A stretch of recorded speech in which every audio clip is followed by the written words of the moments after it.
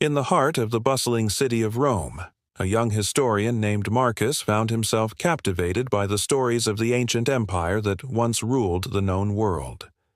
With a scroll of parchment in hand and a quill tucked behind his ear, he wandered through the ruins of the Forum, where the echoes of the past whispered secrets of glory and ambition. One sunny afternoon, as Marcus sat on the steps of the Curia, he stumbled upon an old, dusty tome in a forgotten corner of the library. The title read, "The Chronicles of the Roman Empire." Intrigued, he opened the book and was transported back in time to the year 117 AD, during the height of the empire. In his mind's eye, Marcus saw the grand city of Rome, alive with the sounds of merchants hawking their wares, children playing in the streets, and the distant roar of the Colosseum, where gladiators fought for glory. He felt the pulse of the city, vibrant and full of life. As he wandered through the streets, he encountered a young girl named Livia, who was selling flowers at the entrance of the Forum. "Welcome, traveler," she greeted him with a bright smile.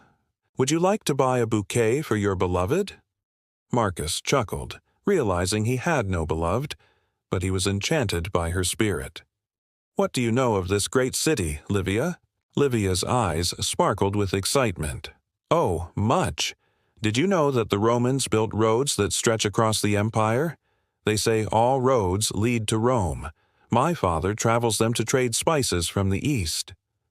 As they spoke, Marcus learned about the vast network of roads that connected distant lands, facilitating trade and communication.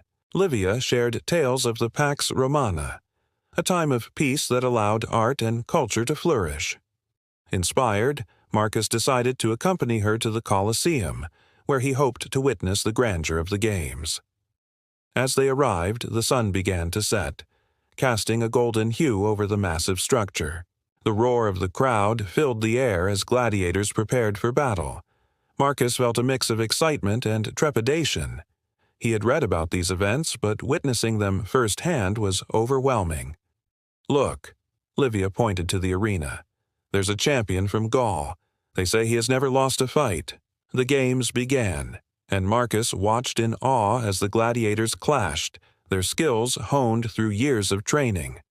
The crowd cheered, and for a moment he felt the thrill of the spectacle.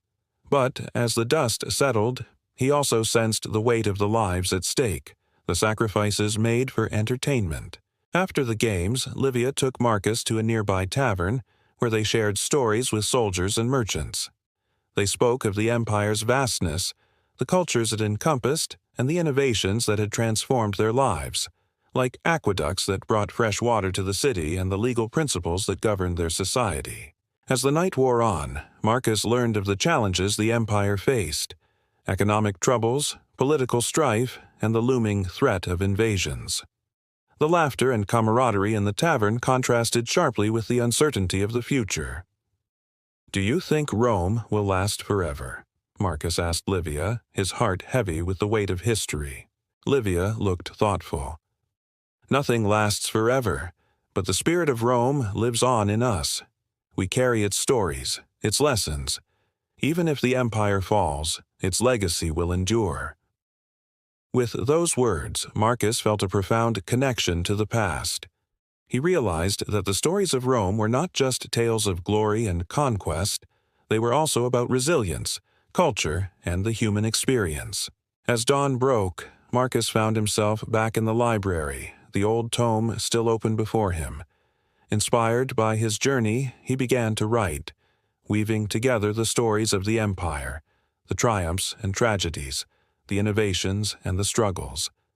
He understood that the echoes of Rome would resonate through time, shaping the world long after the last stone of the Colosseum had crumbled.